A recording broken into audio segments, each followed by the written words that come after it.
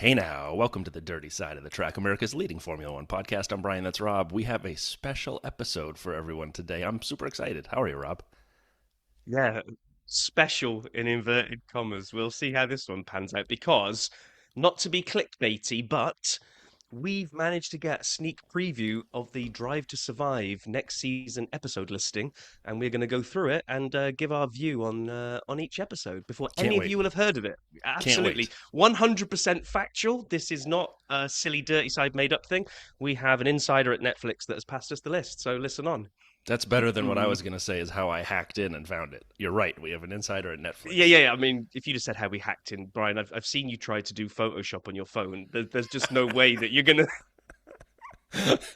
Well, that's the problem. It's on the phone. Oh, man. So this week, news. Not too much. I mean, we got a lot of Lewis news. We got a lot of Lewis videos. We got last weekend, we got that Lewis picture, which was epic. It's just been Lewis Fest this week.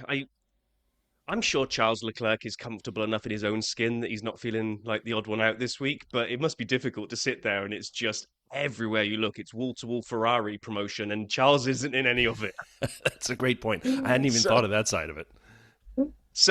he, like Brian said, he did his first photo shoot in his Ferrari gear, and then he went to the test track as part of the TPC program at their Fiorano test track, and that is testing of previous cars, where you are allowed to do 1,000 kilometers or 691 miles apparently in a car from the last 3 years. So you're not allowed to be testing out any new pieces. Everything that's on that car has to have been a car that actually competed.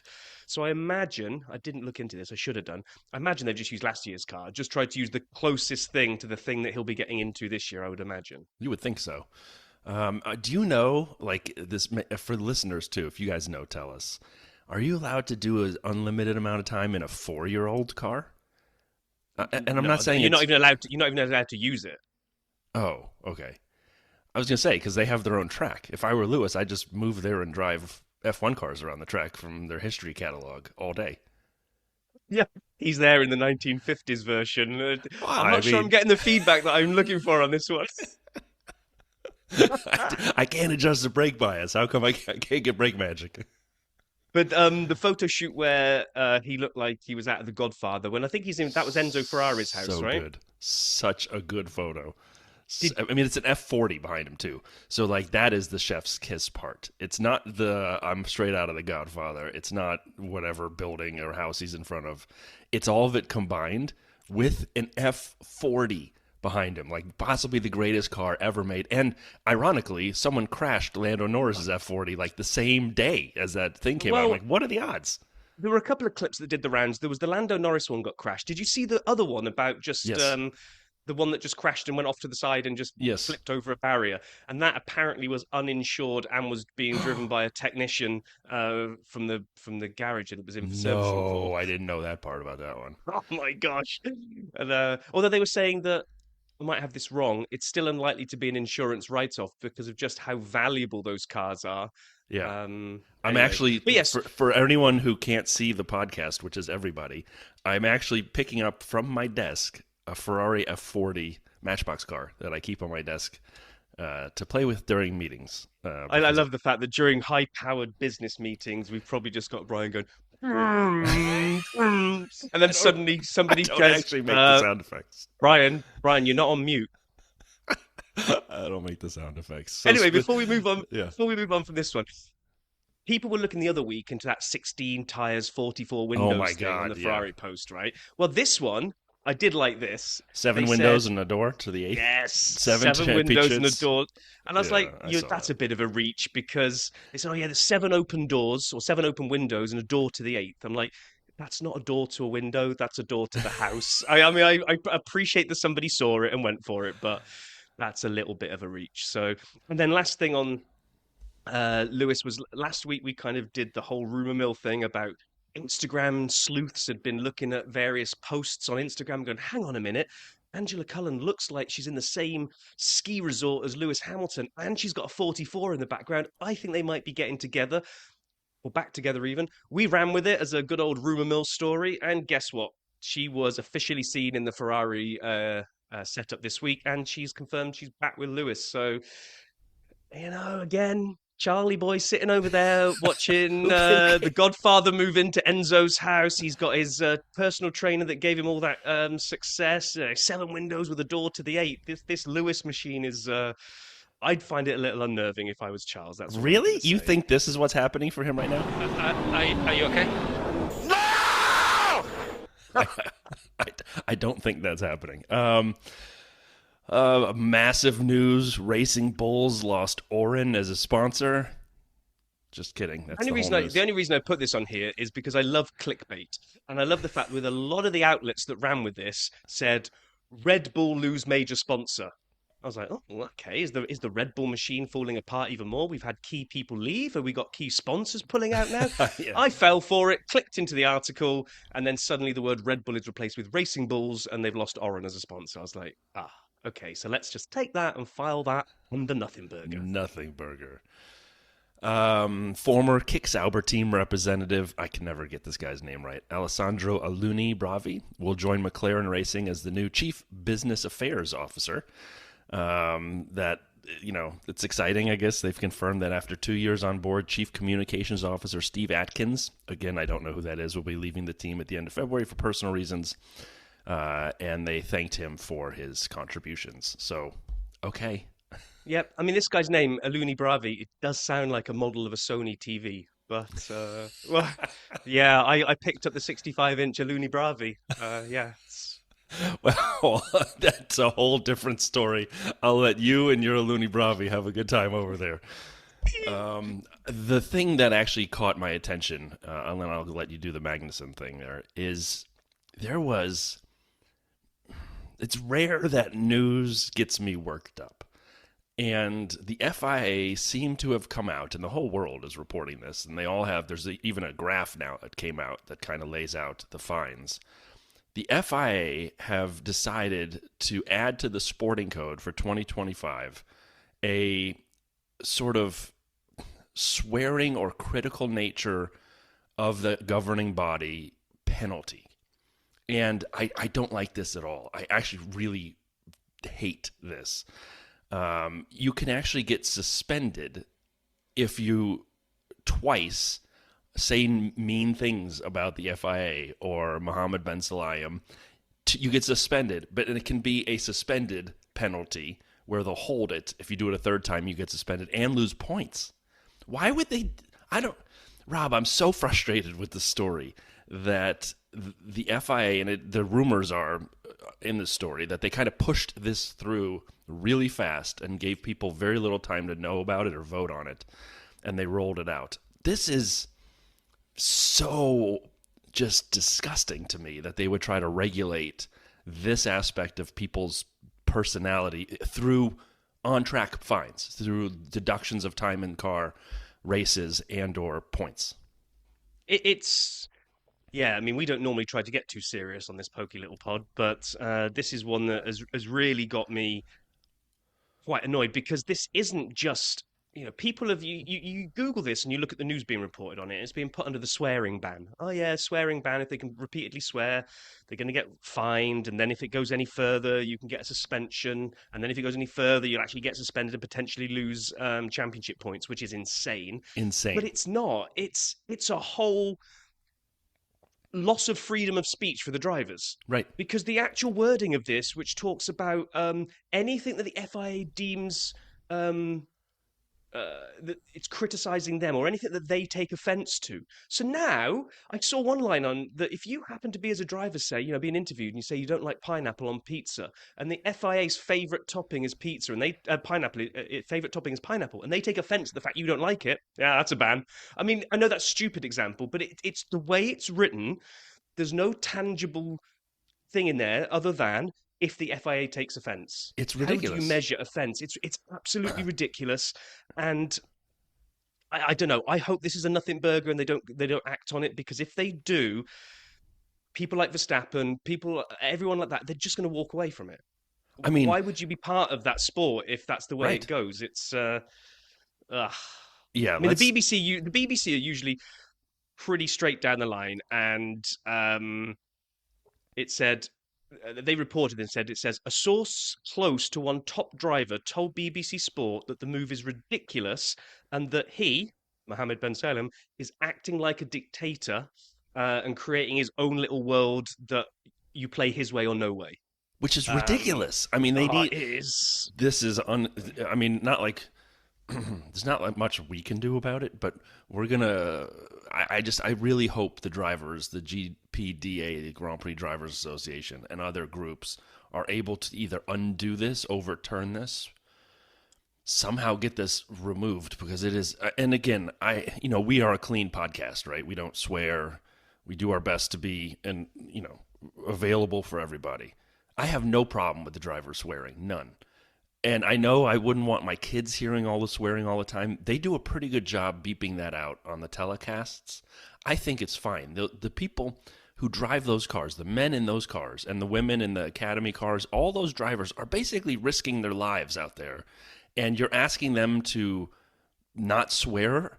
And I know it's not just over the radio. I get that. We're talking about it in interviews and other places as well.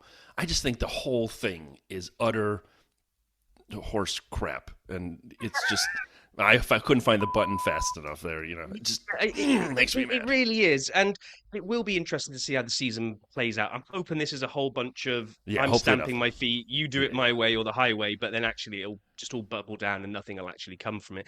If it does, do you remember years ago there were rumors that Formula One, because they're the brand, they're the sport, and FIA is just the governing body. There was this whole, if you're familiar with Futurama and Bender the robot, it's I'm going to start my own casino with blackjack and my own fun fair with blackjack and hookers. It's like, I'm going to take my ball and go home. Formula One could branch off. They could split and say, well, screw you, FIA. We'll make our own new governing body, and you can do what you want with the pinnacle of your series. We're going to go over here and do this thing over here. God knows how that would work, but there were rumors of that years ago. Then it all kind of settled down again. I wouldn't be surprised to see those types of stories start emerging if we get into silliness. I know we want to move on. I'll just say this. This is the kind of thing they have to stand up against, because it won't stop. You have to stop something like this immediately. And sorry, it just, as I look across sort of the political spectrum of the world, not just America, not just the United Kingdom, but the world, these are the types of things you can't take just and let happen. And for our favorite sport to have someone try to regulate it like this is ridiculous horse crap. So on a lighter note on these regulations, they also put a new clause in about, I think it's about protecting branding or something, but there's a clause now that has gone in about use of the word world in any of the series that are contested has to get official endorsement from the FIA, because they own the word world and it's up to them what they give it to. And blah, blah, blah, blah, blah. And people are going, oh my gosh, so if you're a motorsport affiliated with the FIA and you want to be like the World Touring Car Championship, if you haven't officially got approval from the FIA to call it world, they can take action against your series. So the funny thing is, they actually haven't written motorsport in there at all. So FIFA and the World Cup, they're in trouble because he's going to come after them and say, sorry, we own the word world. You can't have that. Baseball with the World Series, they're in trouble. They're on the hit list next. Well, I mean, the World Series is already a BS thing because it's only one team in Canada, but that's okay. I thought maybe I've got this wrong, that it was called the World Series because it was originally sponsored by the World newspaper, but maybe I got that wrong. Well, that's, again, why don't we stick to F1? We don't know what we're talking about. Yeah, we don't. Anyway, so last on the news, nothing to do with F1 really, just keeping an eye on what drivers that we used to watch and cheer for. Kevin Magnussen went and got pole for his first post-F1 BMW outing at Daytona 24 Hours. It's going on right now. It may have just finished. I got no idea where he finished because we're recording on Sunday morning here, but I know I've seen all over social media people posting about fastest laps and K-Mag doing well. So maybe as we move on later, I'll Google it and find out what K-Mag was up to. Good for Kevin. That's awesome. That is awesome. In fact, you start opening up the video vault and I will take a little wander down the Tinternet and see what's going on. Sounds great. Oh, we're back. Back after the holidays, back after break, back after the year. Changed from 24 to 25. And we have some videos in the video vault. They're both on the F1 channel, so we didn't do a lot of sleuthing on this one. Actually, sorry, one's on the F1 channel. The greatest overtakes in F1 history. Just dropped yesterday.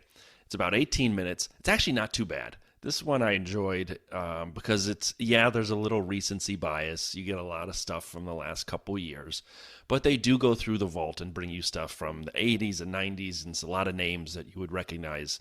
If you have 18 minutes and you're interested, the greatest overtakes in F1 history, it is worth your time, but it is not a need to watch. And then next to it is Christian drives in a Red Bull Racing F1 car for the first time on the Oracle Red Bull Racing channel. 5 minutes. The title gives you everything you're basically going to see. So feel free to pass if you don't want to watch it. It's fine. I mean, you see him in a F1 car. He's at Silverstone and then Goodwood. And there's a lot of other cool Red Bull drivers there. And they get about 4 seconds of airtime because it's all about Christian Horner. So if you're excited about watching Christian Horner drive a race car, well, then check it out. But I've basically described it for you. So with that, I'm going to close the vault. And before we get into our Drive to Survive, Rob will see if we has any updates for us on Kevin Magnussen. Well, I can't actually find the current leaderboard. No, well done. I did find one that said Porsche hold the lead at the halfway point, and Kevin Magnussen's BMW was circulating around the track about 40 seconds off the lead, which I don't think is huge in a 24-hour race. Not at all. So there we go. Yeah. All right. Cool. Well, that was an update. Not bad. Look at us, journalists. Yeah, right. Oh my God, we're about to go into the non-journalistic area now oh dear. You can tell it's the off-season and we haven't got content. What do you mean? Rob and I reached out to our friend at NetF1ix because we're all both, very excited about Drive to Survive. I'm sure everyone else is. Can't wait to watch it when it comes out, usually mid to late February. But here we are, January 26th, and we were lucky enough to get a listing of all the episodes. And Rob and I can't wait to share this with you. So for everybody who's joined on YouTube, who may not listen to us all the time, and you've been waiting for this part of the episode, here it is. We're going to give you what you want to know, the preview of the episodes of Drive to Survive. Rob, you want to start? Yeah, are we going to keep this facade up, are we? It'll be pretty obvious pretty soon it's not real. Oh, man. Okay, so episode 1, titled The Italian Stallions. So it will come as no surprise that the season is going to open covering the big news before a wheel had even turned last year of Lewis Hamilton to Ferrari. But we get an inside view as to how this move took place. So apparently Lewis Hamilton triggered an old Italian tradition by challenging Carlos to a duel. The duel, according to the Ferrari folklore, is it must be a cross-country horseback race, finishing with crossbow shooting at targets. Winner takes the seat alongside Charles. Carlos, he tips one of those little cheeky smiles to camera because he's like, this is like Grill the Grid, isn't it? This is just like new content for the year. And is convinced it's just some kind of Grill the Grid spoof until Fred comes out at the end with a contract for Lewis to sign, and Carlos is told he's now surplus to requirements. And that kind of rounds out episode 1. Oh, then episode 2, Loss of a Legend. Drive to Survive favorite Daniel Ricciardo, who we all know and love, obviously lost his seat to Liam Lawson at VCARB. And they go behind the scenes. They talk about it. However, you watch Drive to Survive enough, you might actually think Danny Rick was on par with Michael Schumacher, the way they portray him. But alas, his chronic condition where his nose has just kept growing finally wouldn't allow him to get a helmet on, and he headed back to Australia, always a fan favorite, and according to Drive to Survive, possibly the greatest of all time. I love, if you lived in a bubble and just watched Drive to Survive, I think you would believe right? Danny Ricciardo is the greatest driver to ever grace an F1 grid. Between him and Gunther Steiner, did they basically just take two great personalities and make the show revolve around those two effectively? Oh, I think they did. Can you imagine Gunther Steiner if he was still there? How quickly would he get suspended under the new swearing regulations? He wouldn't even make it out of testing. In actual fact, that's quite a thing for like Drive to Survive, because they've basically made a name out of dropping F-bombs all over the place. Mm-hmm. We get like no holds barred behind the scenes, whether it's F-smashing doors and Gunther and all that kind of stuff. It wasn't just Gunther, it's everyone. Do they have to abide by that now? Otherwise, they can't run the series anymore. I guess we'll find out. But that'll probably be next season. That'll be next season. It's 2026 content. Exactly. And then episode 3 of this season's Drive to Survive, Cocoa Pops and How to Build a Car. Christian Horner may or may not have earned the formerly innocent nickname Horn Dog early this year with all the investigation into his texting of some young team members on his team and asking about their cereal habits before they go to bed. And if you remember, the thing he was fascinated by were Cocoa Pops. And while Christian Horner was horn-dogging in on Cocoa Pops, Adrian Newey, who's obviously more of a Cinnamon Toast Crunch person, decided to bail from Red Bull. And of course, they go behind the scenes and we understand how the Newey sweepstakes were won by Dad of the Year, Lawrence Stroll. Can't wait to see that. So that one's really kind of, that's kind of the, it's got all the big hitters in there.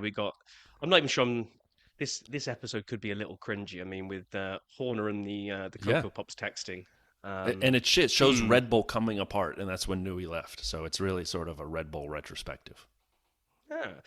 Then we have the episode titled "Can I Call You Mom?", which this then follows Oscar's quest to get adopted. He really wanted to own a house in Monaco, so he was joking that he needs the Leclercs to adopt him because you can't just buy a house in Monaco, apparently. It's kind of like a family heirloom. The right to buy is passed down through heritage. So he goes over to Leclerc's house for dinner, and things turn awkward when Oscar brings his lawyer in and presents Mrs. Leclerc with formal adoption papers. She thought it was a joke, but Oscar, pulling one of those deadpan faces to camera, is dead serious about getting a house in Monaco and basically strong-arms her into signing it. So it's quite an awkward episode, really, but it really gets into that kind of the Oscar's character and some of those moments he's known for along the season. So, yeah, I guess we'll find out when he buys his new house in Monaco at some point in the future. Just an incident. Sorry, just an incident. Was that his brother? Yeah, exactly. That was he's practicing. And then they kind of get into the Oscar thread because the next episode is who does number 2 work for? And it's a big debate about the battle for first driver status at McLaren. And they start off immediately with that lap 1 overtake at Monza that Oscar did on Lando, and papaya rules are invented, and people make a lot of fun of the idea of the whole papaya rules. And they talk about it, and we realize that no one has actually ever eaten a papaya in real life. Have you ever had a papaya, Rob? I don't think so. Which one are they? Are they like the Googled watermelons that you think you're going to eat a watermelon and you open it and it's papaya colored and you're like, what's that? I've never had a papaya. I don't even know if I've ever seen a papaya. So anyway, as I was thinking about this this episode in particular, who does number 2 work for? I realized that I've never had a papaya. Wow. Now moving on, the season decides to zero in on Max. Max, after a dominant start, suddenly started to really wrestle with the car. Everyone else seems to be faster than him. He's not really enjoying things. He's having to wrestle that car around a track. So the episode is titled, "This Car's Got Diddly Squat." What it actually sees is during the break, it shows Max going over to Clarkson's Diddly Squat farm to enlist Caleb to teach him how to drive tractors. And the two of them race tractors around the fields because Max needs to kind of get anything he can out of his underperforming Red Bull, which people have likened to a tractor. So much hilarity ensues as we see Max trying to drift Clarkson's Lamborghini tractor. All he actually ends up doing is taking out some of the pig accommodation. But it's a great crossover because I'm sure this is going to be on Amazon's Clarkson's Farm episode as well. So it's really bringing those two worlds together. Nice. This is one of my favorite episodes of the season as we've watched it, Brian. I'm looking forward to it. I love Diddly Squat. So then they get very dramatic and less of the humor, and they focus on a farewell to arms and some shock and awe, which are obviously a book and an American term for war. And why that's important is because it's about Logan Sargent. It's actually about, let me find our sound effect for Logan. I haven't used it in quite some time. It's about Logan the Sargent. And they showed his replacement mid-season by rookie Franco Colapinto. And obviously the shock and awe comes in with Franco's start to his tenure at Williams in an F1. Takes the world by storm and then ends up crashing just as much as Logan did. And that is the funny part of the episode because they basically got what they got rid of, even though he showed more pace. And then, as every season does, they have to have something about, the championship. They have to have some focus on it. And they Netflix decided to make it a little more Gen Z. And they went, you can't stop the Rizzler. Max clinches his 4th title in Vegas, proving he's the Sigma, and that's no cap, skibbity toilet. That's the entire description. They really went to town with the Gen Z situation slang, or it might even be alpha. That's more alpha. Excuse me. And so yeah, but he is the Rizzler, and I have no idea what you've just said. I actually know what I said. I almost said I wrote that, but obviously I didn't. I just found it on the website. No, because these are real episodes. Right, exactly. That's what I'm saying. Why would you have written it, Brian? That doesn't make any sense to me at all. Yeah. They decided to make a double episode centered around Vegas. Now, Vegas was the first race that we knew that both Sauber drivers were not coming back next year. And this one's titled Hangover Part 5, What's Next? Valtteri wakes up in a hotel with a What's Next tattoo on his leg and a severe gin-induced headache with lots of empty bottles of Oath gin that he must have brought with him because it's not available in the US yet. Joe is missing, with the only clue is a ticket stub to the Sphere. So much laughter as Vivi tries to make his way around, trying to locate Joe so that both of them can be ready for the race at the weekend. So if you're a big fan of Valtteri, and especially kind of his Australian hire car commercials, then this one's an absolute gem because there's just lots of Valtteri doing Valtteri stuff, really. I don't want to give it away because it's a classic episode. And ahead of the last episode, Look Me in the AI is the name of the title. All the drivers come together and agree that they find the Abu Dhabi race boring and they wish they didn't have to take part in it. So the Formula One tech department comes up with a fantastic idea. Well, what they'll do is give all of the reserve drivers the chance to race in Abu Dhabi. But for us at home, they will deep fake each of the drivers' faces over them so that we think they took part in the race. So, I didn't notice this during Abu Dhabi. I mean, they did it brilliantly. So to see this was absolutely shocking. But, the behind the scenes into the technology when they were scanning all of the faces and making sure it was going to work with, flipping open the visor, you can see that it doesn't kind of glitch. It's a phenomenal episode, to be honest. I think they should always do this. So that actually makes a lot of sense that I didn't know this, but that's when Max ran Oscar off the track, right? Isn't that how Abu Dhabi started at the beginning when it didn't matter to Max, but it mattered to McLaren and Ferrari? So that wasn't even Max and Oscar; those were reserve drivers. This makes more sense now. Exactly, reserve driver getting a little feisty. Hey, I'm here for the show. Yeah, you see, it was just all the reserve drivers, but with deep fake is amazing. In fact, it actually wasn't even the cars. They were actually just driving go-karts. And they just deep faked the F1 cars over the top of it. It was a phenomenal piece of production. I can't wait to see these episodes drop and get a chance to watch them with the rest of the world. Oh my gosh. Are we really doing this? Have we actually pressed the record button on this? Then, after getting this sneak preview, Brian and I decided to, just watch some movies on Netflix and see where else F1 might get involved. Oh, God. This is just bad, but I'm going to go first, then you can do yours. So, yeah, who knew that Star Wars is actually modelled on all of a lot of the F1 celebrities there? So, as we were looking at the credits of the original Star Wars film, we realised that the Emperor is none other than Helmut Marko, the evil genius behind it all, with his glove puppet, Vader, played by Christian Horner. I've never actually seen Star Wars, so I'm just taking your word for this. I can't believe you've never seen Star Wars. But anyway, so then Luke Skywalker, the hero, a young lad with superpowers just waiting to come to the surface so that he can finally take his place in the universe, obviously played by Charles Leclerc, because you believe he's going to become world champion, which will be the equivalent of being an F1 Jedi. So, fantastic. Yep. Of course, Luke enlists the help of Han Solo, smooth operator with a killer smile, knows how to charm people. Might not officially still be on the same team as Luke because he's not part of the rebellion, but he's there to help him out whenever he needs him. So obviously played by none other than the smooth operator himself, Carlos Sainz. Carlos, he needs to have his wingman right by his side, and Han Solo had Chewbacca next to him, who was usually a chilled out kind of dude, but sometimes could get angry and smash stuff up. So we need somebody who's Carlos's friend, companion from the past, maybe. It's Lando, and when he gets angry, he will smash Hungarian trophies. So we have Chewie by Lando. C-3PO, the statistics machine, knows all the languages in the world and every statistic ever known, obviously played by Sean Kelly, the stat man. R2-D2, the little quirky droid that also knows stats, but maybe not to the level of C-3PO, but people maybe find him a little bit more quirky. It's got to be Ted Kravitz. Obi-Wan Kenobi, the master Jedi that is going to teach Charles the way, or Luke the way forward. Lewis Hamilton absolutely has to be the Jedi of F1 to teach Charles how to find his place. And last but not least, the massive reach, which I've now got to thread back into the Netflix story, is Princess Leia.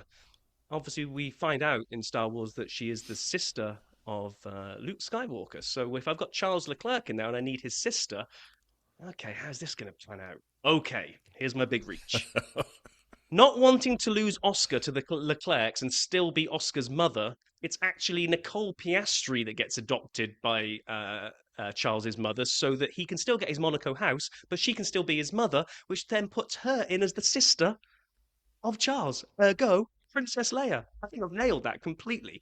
I can see a whole bunch of photoshopping for our episode with the lineup here of some of these celebrities. So I like that. Oh my God, I'm done. I can't even believe we went through that. You've got to do your film now. Well, actually, I'm excited about mine. So I did Die Hard. I went and watched Die Hard, and I realized that F1 is exactly like Die Hard. First of all, can I just say Die Hard is definitely a Christmas movie? Anyone who wants to argue it isn't is wrong. Second of all, I once went to, this is a true story, I once went to a work event where we did like a painting, wine and painting thing with just my sort of team colleagues, peers, and I didn't know what to paint on my wine glass because I'm not artistic. So I literally wrote on one, I had two wine glasses. On one of them I wrote Yippee-ki-yay, and on the other one I actually wrote Emmer Effer at work. And I felt that comfortable with my colleagues. I looked around and go, is anyone going to have a problem with this? No. And I did it. And so I have wine glasses in my basement that say Yippee-ki-yay and Emmer Effer. And so anyway, on that segue, let's lead into Die Hard. John McClane, the gritty cop, saving Nakatomi Plaza. That's Lewis Hamilton. All day, every day. I could see him delivering the lines just perfectly. He is John McClane. He's the guy sitting there, like I said, Yippee-ki-yay, Emmer Effer. Hans Gruber. Wait, before you move on. So Lewis is John McClane. Yeah. Okay. So you've got him jumping off the top of the tower, holding on to the hose pipe and swinging through the window. Yeah. Okay, yeah, I think I could see that. So out of all the drivers, he's your action hero.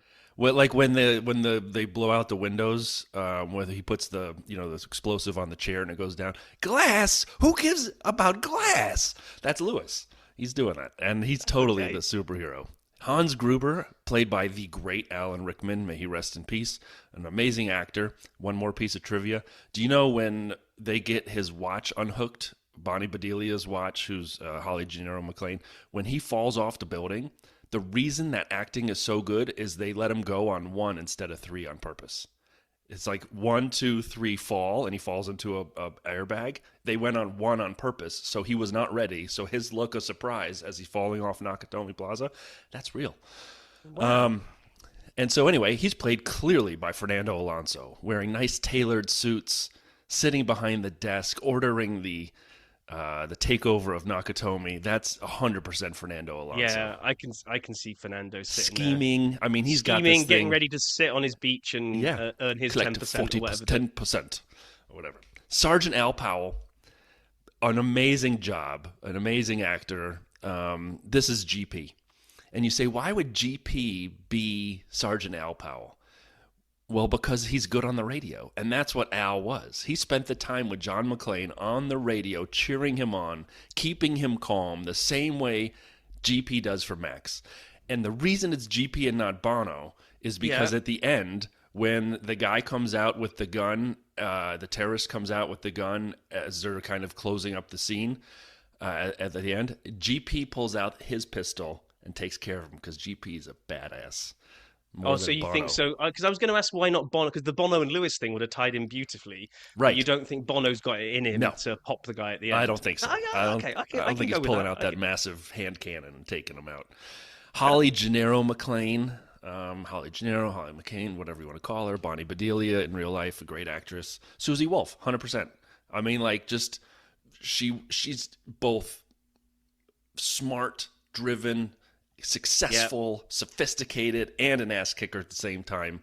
Susie Wolf done and dusted. And then Carl, one of the terrorists, who's played by Alexander Goodenough, and I'm just again going down the trivia route. He had longer blonde hair. He was the one. Is he the one that gets strung up, but he is the one that comes back at the end? Comes back at the end. He was okay. ballerina for the Bolshoi Ballet in Russia. What? So yes, he in real life he's that talented a person. Again, I go deep on Die Hard all the time, so I'll keep moving. But that's clearly Roman Grosjean because he's got 9 lives. Every time you thought Carl was done, he kept coming back. And so the Phoenix out of the flames, Roman Grosjean, is just always around. And then Harry Ellis, he was the coke sniffing guy on the guy who thought he was God's gift. He talks himself. He says he's going to give up John McClane, but he ends up getting himself shot. Yeah, that's Franco Colapinto because he can never keep his mouth shut. 100%. It's just like it's such a perfect fit. I was going to say they just shoot him in that film for the fact that he won't shut up. I think Hans Booby. This is radio, not TV.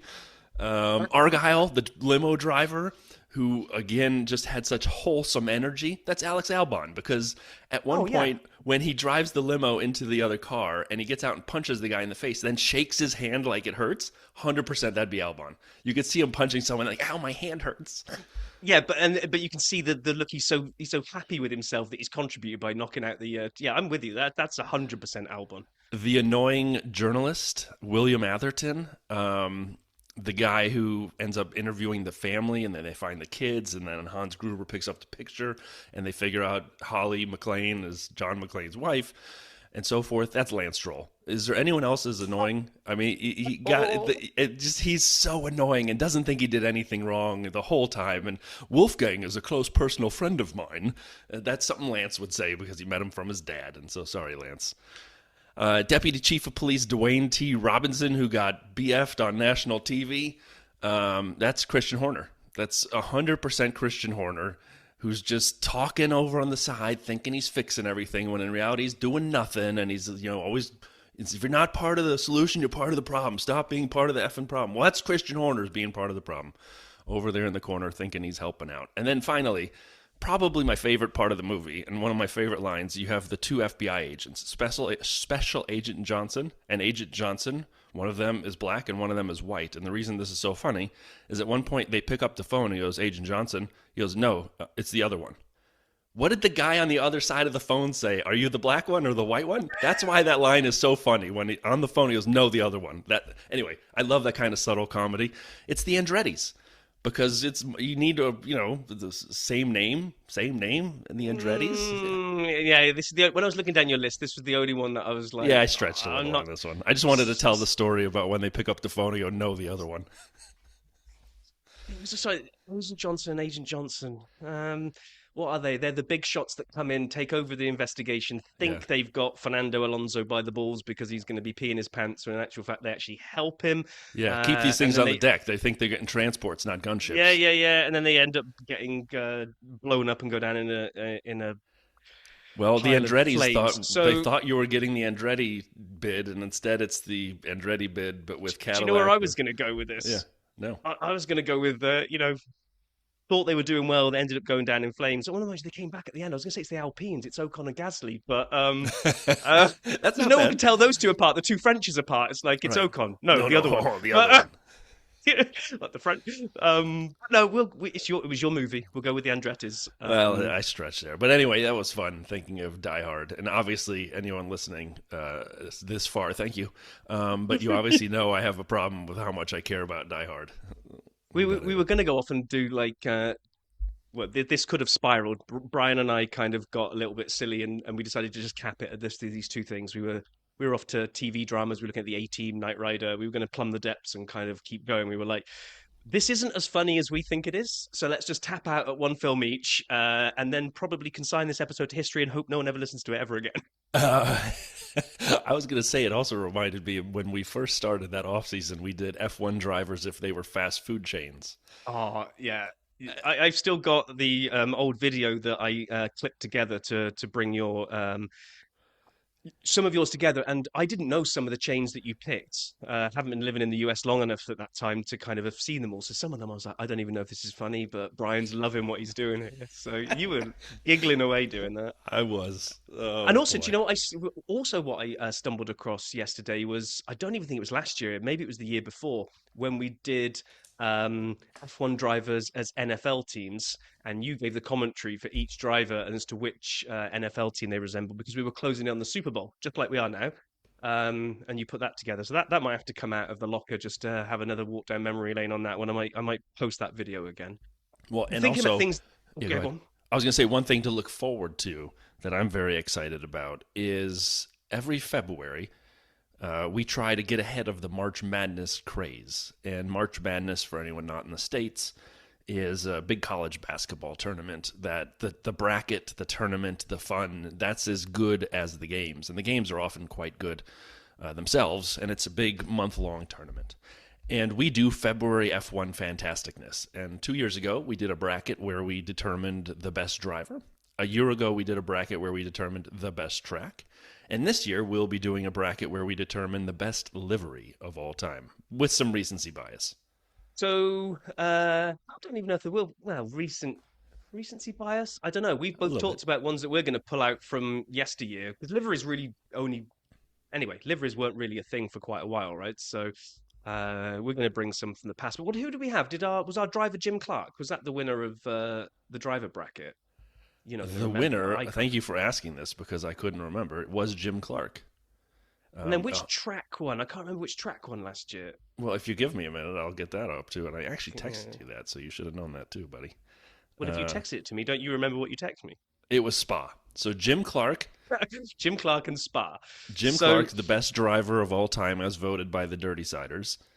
Spa, the best track of all time as voted by the Dirty Siders. And we'll now put them in a car. And again, we're not going to get so technical that we need the answer of which car technically is the best of all time, but we'll have which one looks best. exactly, Which which is one looks just best. as So good. we're both gonna pick out 8 each, and then just like we have, I don't think we forced it. We didn't seed it last time round, did we? We just kind of No, like they lay where they lay, because randomized it. we had some real big head-to-heads in like the early rounds. Right, So I think we'll do the randomized. same again. Yep. Brian will pick 8 liveries of the past. I'll pick 8. We'll most likely overlap on a few, so we'll sort it out so we get a final 16, and then we'll throw it out on all the various social media channels. We'll have Brian's really good at keeping us on track to know how many rounds we need to get through per day in order to hit the end of February. And by the end of February, we will announce the best livery of all time, according to all of you guys out there that vote. So we'll probably um, probably just split it across Twitter and Threads, because I don't believe Blue Sky can do polls yet, which will make it a little bit difficult to do. Are we sure? I'll double Yeah. check. I did have a look at that the other day, and I don't think they do, despite the fact we're getting quite some traction over there now. If they don't do polls, I'm not going to start counting. Manually counting? No, Manually definitely not. counting. Or What I though, could do is could just you I could put a them comment to the under livery. each and then have people like each of the? I could put them through as 2 pictures and have people. I'll count the thumbs up on the likes for Yeah. each picture. Yeah, maybe we'll do it that way. So maybe we'll triple thread it. We'll have Twitter, Threads, and Blue Sky. We'll sum them all together, announce the winner, and we'll move on to the next round until we have our best ever livery. I'm excited about this, by the way. Like, I joked earlier, I have the F40 Matchbox car sitting on my desk. I have 3, if you saw the newsletter, I have 3 new F1 B Barago. I don't know, Barago. I don't know. There's 2 B's at the beginning. How the hell do you pronounce that thing? Model cars. I found a couple on AliExpress for like $8 with free shipping. It only took 4 months to get here, but they got here eventually, and only one of the orders was wrong. So, but it's a win for $8. I treated myself, and I have 3 cars currently on my desk. I have Charles Leclerc's Ferrari. It has kind of like the white back. It was in Monaco a few years ago. I have just a regular Valtteri Alfa Romeo. So it's an Alfa Romeo. It's not last year's Sauber. I have the Alfa from a couple years ago, which is just cool, and I like it. And then I have Lando Norris, the Senna paint job from Monaco last year on the McLaren. I actually got both cars. I liked it so much. I got the Oscar and the Lando. But since Oscar's McLaren has been on my desk for a while, I shifted to a Lando car. So now I have these three sitting here under my monitor, and I play with those on conference calls too. Yeah, it's going to be difficult for me to settle on my 8 because as we were kicking it around, we haven't formed the 16 yet, so we can quite happily share some here. Maybe you guys can comment online as to ones you'd like to see in the lineup. But as we were going over it last night, as we were kicking stuff, you got the John Player Special, you got Senna's McLaren, the red and white iconic Marlboro, car. yep. You got the 7-Up. You maybe got the Red Bull camo livery. You've got there's just I'm so gonna many put this great liveries down the McLaren. years. I'm putting this McLaren Senna livery up as an option for us to vote on. I love it. I can't get enough of this. It's got like the green and the yellow for the Brazilian flag and the helmet of Senna, and it says Senna on it. I never knew that. I love the color of this thing. I'm like totally enamored. It's on my desk. Doesn't show. I may toss that in there, but it's going to be hard to do. Oh, golf! What? We got to get some golf colors in there. Oh man, There's this is many gonna be for us great. to pick from. This is going to be great. I to add can't the wait. favorite. I hope everyone else is as excited as we are right now.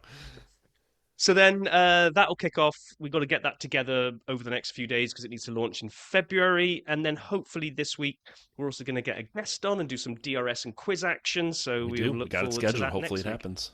Oh, yeah. Well, it's fingers crossed. Sometimes these things drop away, but hopefully we're going to have an actual other person on the show rather than you lot having to just listen to us two. So I think that's that, isn't it, Brian? I think it is. So, everyone, have a wonderful week. Stay warm, stay safe wherever you guys are. Be well, be kind, and we'll talk to you guys in 1 week's time.